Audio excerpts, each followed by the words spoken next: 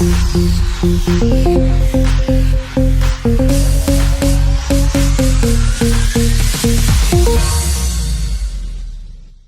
up, everybody? This is Lamarck from the Fresh Movement. I'm here with Cha-Cha, and we have a special guest in the building, Alicia Gooding from Hustle and BK from the BET show. Hi, this new show. We want to talk about how you got started.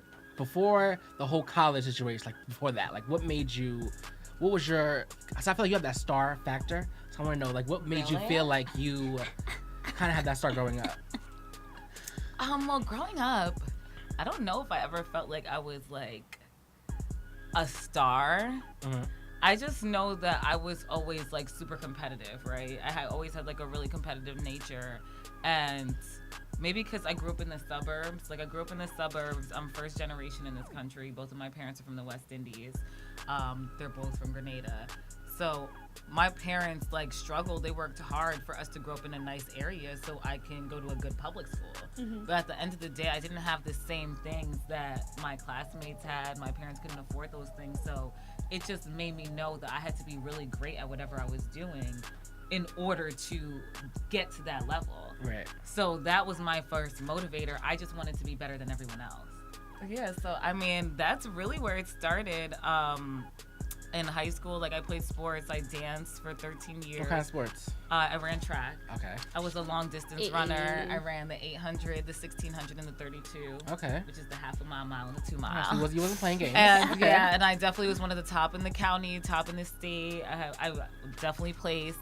I ran AAU track. I used to be a cheerleader. Oh, so you did it all. Yeah, I did everything. And then when it came to college, I realized, I don't want to run for school if it's not paying money. I was like, if I had to be a college athlete or to make money in college, I was going to get a job. Yep. Because in high school, my parents never wanted me to work. Mm-hmm. Like, they were like, we didn't work this hard for you to get a job in high school and mess up your education. Like, you need to go to college. College is the only way that you're going to make it. So I'm over here looking like, okay, if I'm going to college and I have free time, I could either be an athlete or make money. Right. I'll make some shmoney. And then doing sports in college ain't no joke. At all. At all. It's a job. That's why I said I had to pick one or the other, girl. Except that one don't pay you, so. Like, what you mean? I gotta wake up extra early and not make any money and there's no breakfast there. Man, what? Well, moving on to college, because you were a college dropout. So, because I know everybody, I went to college, she's right now in college, and I feel like I want to drop out 18 times, and she feels like she wants to drop out too. So I just want to like know, what was that that last point? Like, you know what, I'm done. Like, it is what it is. I'm not doing this anymore, and college is not for me. See, I don't know if I can say the last stand because I only lasted 1 month. Oof. In college. I dropped out my first month of school. I was going to school for secondary education with a minor in English. So I wanted to be a high school English teacher. Like, I really loved kids. I used to coach cheerleading on the side, like for like powder puff, whatever. You know, like the younger kids. Pop Warner. So I was like, yeah, I want to be a teacher. And then one day in one of my classes, they started talking about like your salary. And I was like, my starting salary is going to be like $38,000 a year. Yes, like, man. I was like, I'm making that now at 17 because my birthday was late in the year. So I started college at 17 and I was working at Nordstrom full time and it was a commission environment. So at 17, I was making like $2,000 every 2 weeks. I was flipping them kids' shoes.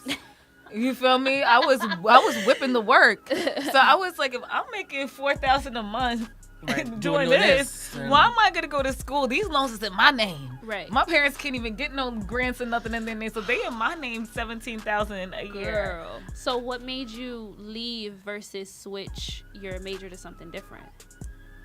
Because I really didn't have any money, so I was just feeling like no matter what my major was going to be, I'm already going into something at a disadvantage. Like, I'm going into something, you know, when they say, like, you can't count your chickens before they hatch. Like, and how even we might get excited and know that we're about to, like, come into some money, so you start planning what you're going to do with that money. So I feel like when you go to school and get an education, at that point for me, I can't speak for anyone else, it was like, why even switch to another major that may not work, that even though I might get a job, how am I gonna pay it back? Right. Like, this is just the gift that keeps life. on giving. Like, it's just interest It's a whole bunch of stuff piling real onto life. this. Like, that's heavy. Like, I was thinking about that at 17. Like, I don't know if I can handle this type of responsibility. But how would your parents feel? 'Cause I know they were very headstrong about college. They didn't know. Oh, okay. So I didn't tell my parents that I dropped out of school until what would have been the end of my sophomore year. Ooh. So how was that working? I just basically told them, like, I'm not in school anymore. And my parents were like, why? What are you doing? And at the time, I felt like I was doing well because now I was no longer at Nordstrom. After Nordstrom, I started working at Bloomingdale's like a Marc Jacobs specialist. I was coming out in and out of Soho, working with the buyer for the Short Hills store. Then I was an assistant store manager by like 20 years old, so I'm feeling like I'm on a roll. I could tell them. Yeah. Like, let me tell them what's going on. Let me put them on the game. Like, I'm making money. I'm making the same amount that I would have been making if I had got my These degree. loans wasn't in your name anyway. Right, right. And so I told them, and they basically looked at me like, you need to figure out how to go back to school.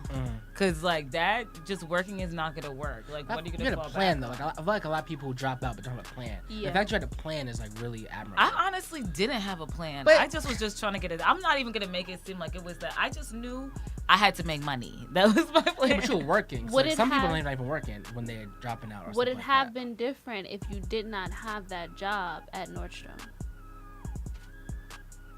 Because that was your reference. If I didn't have that job at that moment in time, I probably would have stayed in school.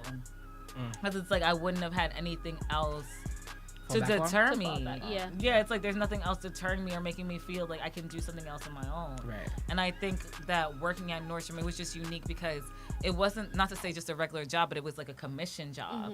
So even though I worked for someone else, it made me feel like I was still controlling my paycheck. And that was my first taste of like, I feel like Nordstrom is where I really learned like customer service and how being a good person and having like a great personality and just putting your best foot forward is bigger than anything. Yeah. Because what I ended up learning in that environment is like, first off, in Nordstrom, it's many different departments, and every department that you work in has a different commission rate, right? Right. So my department had the highest commission rate, but my department also had the lowest price points. So I'm making 14% commission, but I'm selling kids' shoes. Kids' shoes, you ain't spending more than like $120 on kids' shoes, and the average kid's shoe, the median price is like between $30 and $50. That's nothing. In order to make commission out, I have to sell $500 worth of shoes, right? So that's the math. I have to make $500 a day and hope no one makes any returns in order to make my commission over just $9 an hour. Shout out to you. Yeah. So what I realized was, in my first week of training, they told me your commission rate follows you. So if you sell things in other departments, you still get your same commission in other departments. So what I did was become friends with my customers. Yeah. I learned quickly that parents shop for their kids first. Because once you get your kids out the way, they'll be good enough for you to shop with them the whole time. And so I would sell to the kids. I'd blow up the balloon in the back, and then I'd be talking to mom, like, you saw the new 7 jeans downstairs? Right. They would look great, and they actually have an upgrade to that Burberry bag that you have. And I essentially end up starting with one child and end up selling to the family. Yeah. And so one sale that should have been 15 minutes ends up being me with that family for an hour and a half, but then it would be like a $1,500 sale. It would be a $4,000 sale. So now instead of making my days being $500 days, I'm leaving and I'm looking at my ends and I'm making $5,000 days. Yeah. You the salespeople I don't like. Give them money. And I'm not good at saying no. And I'd be the one upgrading my bag. I used to work retail. I didn't like I had anger issues. I worked at Macy's. Yeah, because Macy's is an angry environment. I I don't want to speak badly on them just in case they ever want to endorse me. But I spoke at Macy's once. But sometimes some retail environments in the stores, they don't work for everyone. Yeah, that wasn't my thing. All right, so we're gonna take a quick break. We're gonna get back. We're gonna talk to her about hustling BK and some love life. All right, Fresh Movement, Party 101.9.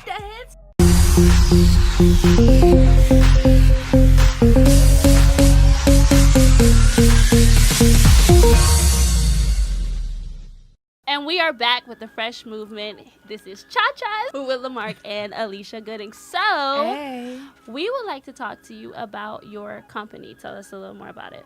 Okay, so C.O.D.E is my agency. I'm a partner at the agency with William Selby. He's actually featured on Hustle in Brooklyn with me. C.O.D.E is actually an acronym. It stands for Curators of Defining Experiences.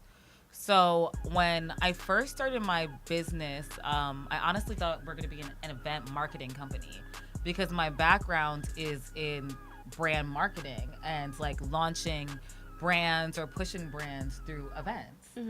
So I was like, I realized that there was like a disconnect in society or just like in the marketplace.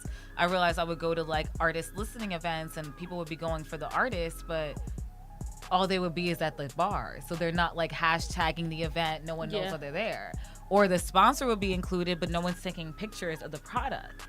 And as I went to different events and I started going to good events, bad events, seeing what was effective, not effective, looking at how an event that I went to, rolled into press and then how it made a bigger splash, I was like, okay, it seems like people are really motivated to talk about something, to purchase something when it's tied to an emotional experience. Whether it's a happy, sad, whatever, it speaks to you. Like, you gotta like it. It's not like anymore where you can just sell to someone like, this is an expensive car and you're gonna buy it because it's flossy. Like, no one cares anymore. Right. So I wanted my company to define that. I want us to be the new code and the new standard of how marketing and business was done, especially when it came to launching a product, launching an event, and how you connect with that core community. So that's how my company started. Our first event was for Blue Magazine when they honored Nick Cannon. He was on the cover. And after that, we produced that event and handled all the press. And that event did over 100 million press impressions. Wow. It got picked up all the way. ABC News in Utah picked it up, like on the news, about our dinner. So after that, we started getting like emails and calls for us to represent them as PR. And mind you, I knew nothing about PR at the time. My business partner was not who I have now. She was a publicist. So like, I'm just like, okay, you do the PR stuff. I'm good at the sales stuff. Like, people like me, I come up with the ideas. You got the media relationships. Boom, we got it. What happened was like a few months later, we actually got our first like core client because at the time we're just getting like one-offs. People were like, hey, do this launch event. Hey, we have this hair care tour. Can you do the press or get influencers? And then on Memorial Day of 2014, Erica Mena calls my friend at the time and she's looking for me. And my friend, I'm literally at her apartment. She's on the toilet. She kicks the door open. And she's like, Erica Mena's on my line. She said she wants to talk to you. She wants to work with you. Good thing you were there. And it was crazy because I was always there. Like, that's when, at the time, I'm not even going to lie, I was bumming it. Like, yeah, we had the business. We was trying to work it out. I'm, like, sharing my homegirl's studio apartment. So, like, it's like I'm on the couch. Like, it was real. I was always, she knew where to find me. She also knew I was avoiding her because I was looking at the little rich. I was watching Love and Hip Hop at the time for entertainment. Like, we knew Erica. I was cool with Erica. My friend was like really good friends with her, and I would tell her every week, I used to be like, she need to leave Rich Dollaz alone. He is doing her wrong. He's just doing this for a show, and she's really trying to grow her brand. Like, do they realize if they put certain pieces together, like, she could really be more than what she is? I didn't know what that was, but I was like, she could be more. So when they told me that she was on the phone, I was like, look, if she want to work with, she's still working with Rich Dollaz, because if she's working with Rich Dollaz, I ain't got nothing to talk to her about.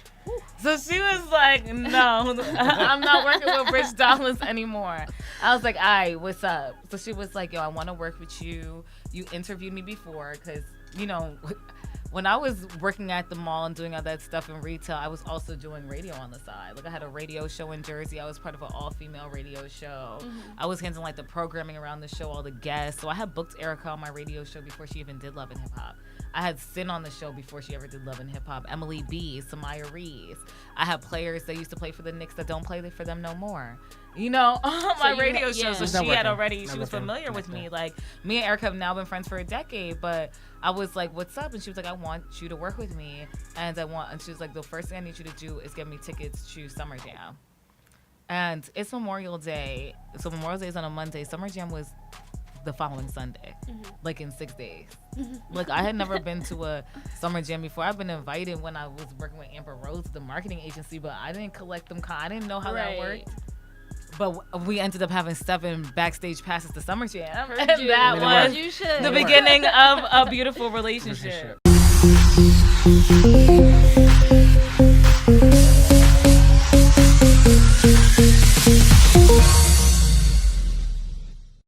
And so as far as the show, what exactly made you hesitant to be on Hustle and BK? Well, for me, I've had different like production companies and network reps just like reach out to me, like producers reach out to me over the years. Mm-hmm. I've had multiple clients that are on Love and Hip Hop, like I have Safari, I have Erica Mena. I was working with Snoop, Felicia Pearson, so it's like, and I've had other shows that were in the works that either were supposed to happen and didn't happen. I had gotten picked up as like one of the top 10 for Bad Girls Club like years ago. You bet. Like the year that they had all those people from Jersey Shore, like post Jersey Shore era. Mm-hmm. That season I was supposed to be on it. Like they flew me to LA and everything, interviewed my friends. My friends had to sign contracts and all this stuff, had to make the whole movie, all that. So it's like I've always like flirted with the chance, but honestly, I just felt like things were so much more exciting behind the scenes. Like, I tell my talent all the time, like, you hire me so I can be the bad guy. Right. And you know what? I'd have no problem being the bad guy. That behind the scenes money is good too. Because not for nothing, like, people always say, like, oh, nice guys finish last, whatever. Yeah, because nice guys are afraid to go after what they want and take it. I'm not going to be no sucker, okay? Right. I'll let you know right now, like, bad shit might happen to me, but it's just a lesson. I'm not no victim. Exactly. Which means that sometimes you got to be the bad guy, because sometimes I might tell you something that you might not like, and you might look at me as the bad guy, but I'm telling you the truth. Mm-hmm. It's just perspective, because to me, I'm thinking that I'm being, like, 100 with you. We don't really have bad guy on our show. I feel like we level it out.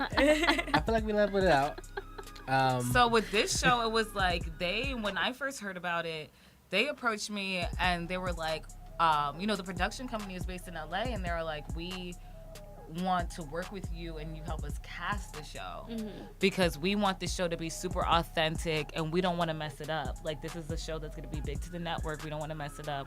We want someone that's really on the ground, and from all these years of us knowing you, like, everybody. So they were just like, help us with this show.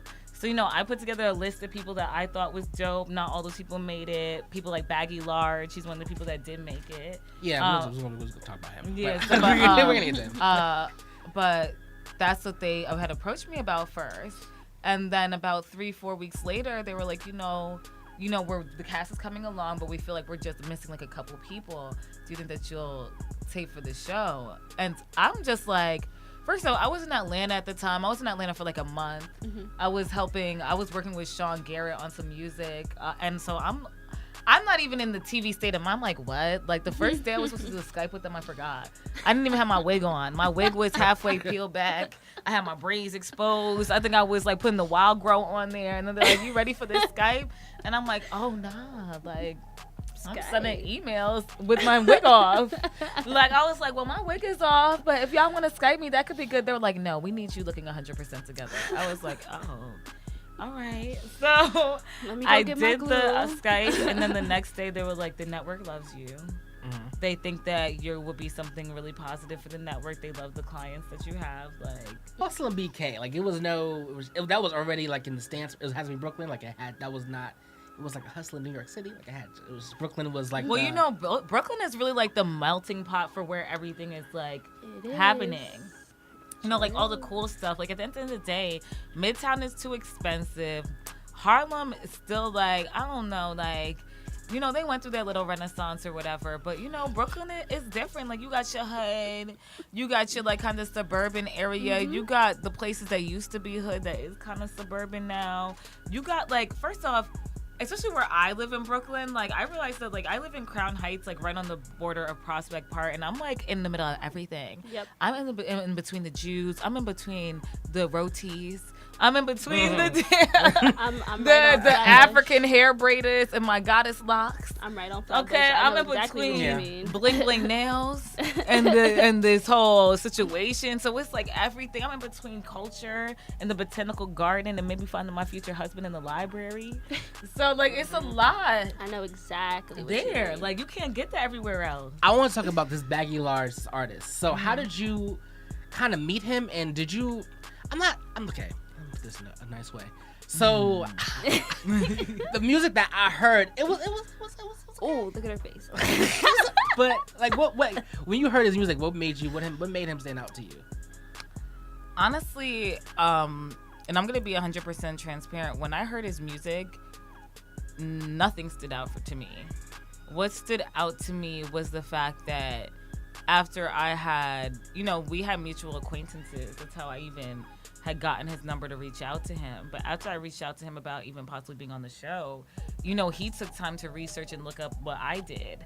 And he was like, yo, I want to know more about what you do. I don't exactly know what, a publicist and all that means, but I see that you're in a lot of the places that I probably need to be. And so, like, I always tell people, like, even though I run a business, I always tell people all the time, if I like you as an artist or whatever you bring to the table, don't let money be a reason why we can't work together. So with me, it's about how hungry you are. The clients I like to represent are the ones that are going to do this race with me. Mm-hmm. I'm not trying to do this relay by myself. This is a relay. I can't run all 4 laps. Like, someone got to come and get this baton. Like, some people don't realize at first, and this is why a lot of people go wrong. They'll think you hire people and put certain people in position, and all of a sudden that your life gets easier as talent. No. If you put a coach in the game, that means the coaches get to run plays now. Mm-hmm. Now you got plays. Before you was a good player. Now you're going to know how to play. Like, before you just had skills. Now I'm going to tell you what to do with these skills. Mm-hmm. Which means you're going to be working more. You're going to be conditioning yourself more. I feel you. So, for me, I appreciated the fact that he asked questions. I liked the fact that he asked questions. And I saw that he had a following. I was like, okay, even though I don't know who you are, and there are artists that I've heard of that I've heard their music that might have less following than you, the fact that you have these people that are tapping into you means that we just have to figure out how to turn your audience into a consumer audience. You can make it from a nobody to somebody's international. Exactly. Because at the end of the day, you ain't making no money to take your shirt off. Right. Even if it ain't music, I'm going to make you somebody. Right. I'm going to make you somebody you can start charging. Mm-hmm. Like, they want you to put something up. I'm going to show you how to do that right. No. I definitely appreciate the hustle. And I feel like sometimes people don't, I don't want to say rap, but a lot of people are kind of lazy with their craft, or whether it's rapping, whether it's marketing, whether it's PR, and I feel like a lot of people are not hungry anymore. And I feel like it's the game we're in now. You just have to keep hustling and keep pushing. But a lot of people, you know why? Because we got into this whole entire clout culture. And, like, I understand it, but then I don't really understand it. Like, I get it, but I can't live by it. Right. Mm-hmm. And because of this, and because of the growth of social media, people have allowed themselves to become complacent. It's not that the hunger isn't there. I don't even think that some of these people realize that they're hungry. Like, there are people that are walking around starving, thinking that they're satiated, thinking their shit is good. Right. And then they're around people who are not telling them. Mm-hmm. Like, at the end of the day, steel is going to only sharpen steel. So if you don't have the people around you that are going to tell you, yo, you should probably do this or do this, or maybe you should do this or do this. Like, I have it with my artist clients now. Like, not that I'm going to come in and tell you that you can't do something a certain way, but if you really want to work with me, I realize in order to be a great publicist or in order to really sell you your music, I have to understand everything about music. Right. So I had to sit with producers. I understand what it is to reproduce a beat. I understand changing a BPM to fit radio or to fit playlist, or if you want your song in a playlist, okay, you want to be in this playlist, but how is this song going to be curated? Because this song doesn't sound like anything that's in this playlist. Right. So what are we talking about? So I had to tell my clients, okay, if we're going to do this music thing, then you have to be open enough that if I tell you, I like this song that you sent me, but I think that you should redo it. I feel like you could do better on the second verse. You know what? I think that you should speed this up from a 70 BPM to an 87. I think I want to hear a double snare on that, and let me get 2 top hats on that. Like, I will go in and tell you that, and it's like, now we don't got to keep that. I want you as an artist to have options, because no one's telling you that. And you might hear it and you might not like it, but you might realize, okay, I just want it sped up and I actually want to add a horn. Yeah, but your end goal is to make them win, because when they win, you win. So exactly. That's what and at the end of the day, if my clients don't win, I don't get a check. Right. I don't stay on retainer. I don't work for a label. Like, I don't have my check regardless. Like, you know how well I'm doing by the fact that I'm still getting paid. We want to thank you for coming.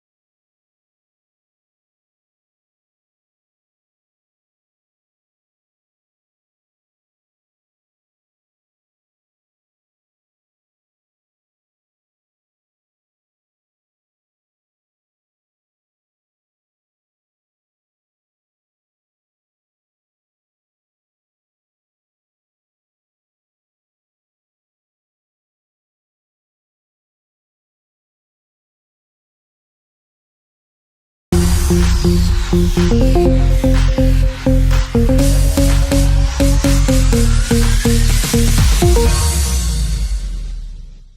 right, guys, we're back. Lamarck's Corner on Party 101.9 Radio. Question number 1.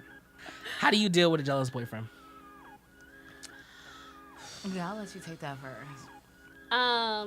So first of all, if he jealous, he insecure. I don't really sometimes jealousy can be a little cute. It really just depends on how far it's going. Like if you want some, you can't go here, you can't be my man. Like I don't have time for that. So I feel like it comes in levels. Like it's levels to this. If he doing too much, then he gotta go, because there is no way to really handle or deal with a jealous boyfriend. I agree. Okay, the way I'm like, I should have been unzipped this. Got the girls out. It's a real party now. The way I deal with a jealous boyfriend, I don't. Mm-hmm. Yeah. I mean, I feel like someone might have jealous traits, but jealous traits doesn't necessarily mean jealousy. Mm-hmm. When you just straight up jealous, like, and I'm over to explain myself, like I don't like explaining myself. Right. Like I feel like people shouldn't explain themselves unless you put yourself in the position to be where you have to. Mm-hmm. So if I gotta keep explaining myself, then that means I'm we just gotta break up. Like I don't even know. No. Looks like you're breaking up, sis. Number 2, when is a good time to tell your significant other that you have an STD?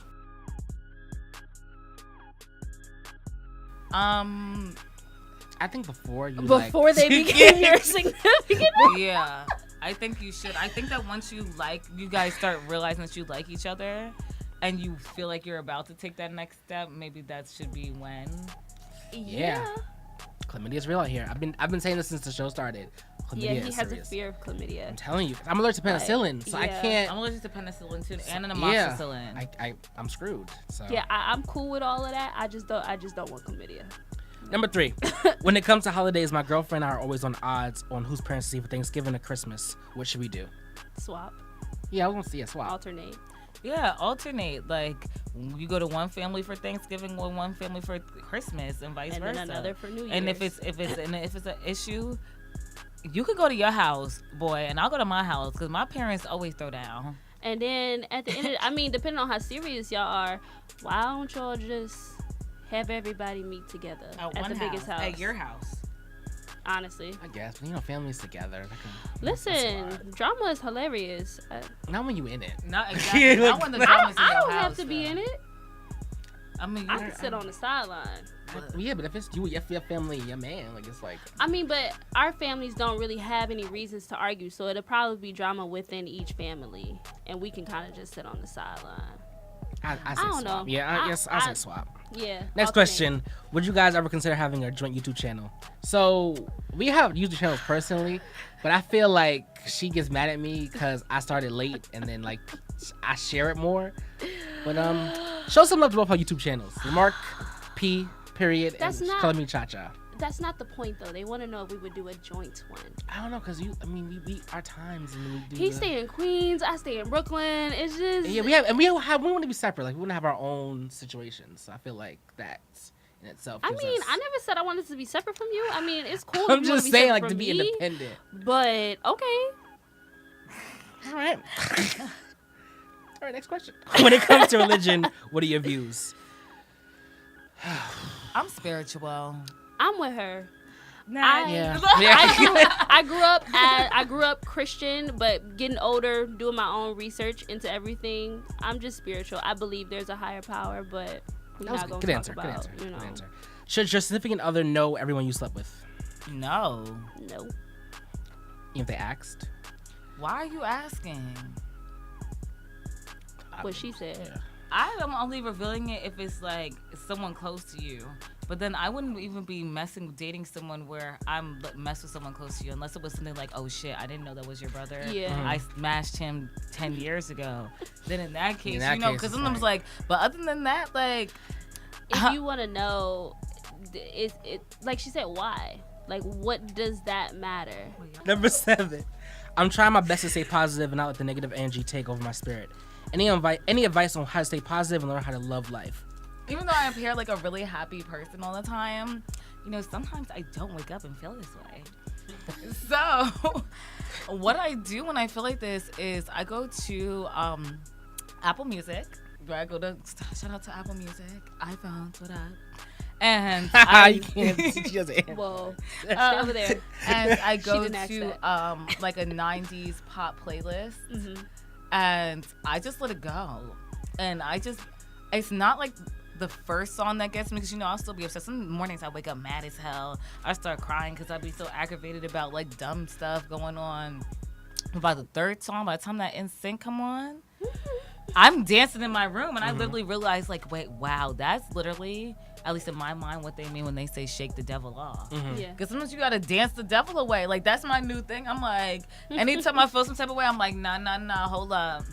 And I go right to a little Spice Girl situation. I'm like, all right.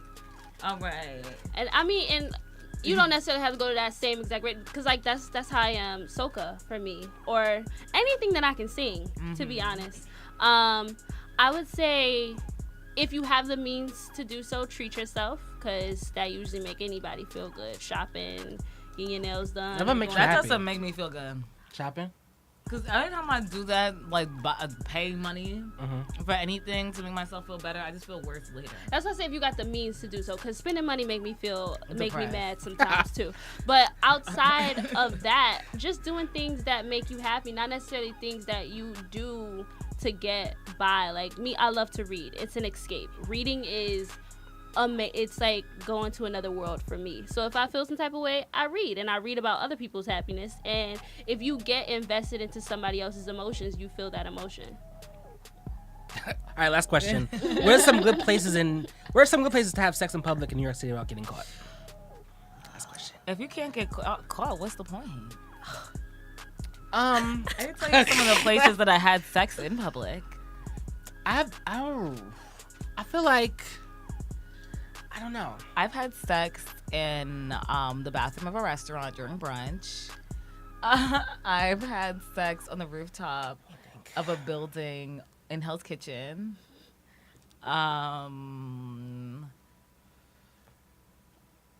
I've given fellatio in the park, like in the middle of the park, just in the middle of the park. It was all with the same guy, by the way. I mean, as far as good places, I don't know. Like, I can't really give you the tea on that one, but you live your life, enjoy it, and hey, anything, Chad, you want to say? I don't have nothing. Okay, that was Morgan's. Oh, I've done it at a party with the same guy. How, like in the back room or something, or like no, like in the club, like in the section, like it looked like I was dancing on him. Oh, okay. Amen. All right, shout out to you. Shout out to you. Thank you again for coming to the show. We appreciate you. And thank you for having me. No problem. You were great. Thanks. And make sure to let everybody know where they can follow you on social media. Wait, first off, make sure every one of you guys tunes into Hustle in Brooklyn every Tuesday at 10 o'clock p.m. Eastern Time on BET. And you can follow me on all social media. It's all the same handle. It's at Miss MS, not MISS. So it's at Miss Gooding. So MSGOOD as in dog, ING. Make sure you guys check her out. It's Fresh Movement, Party 101.9 Radio.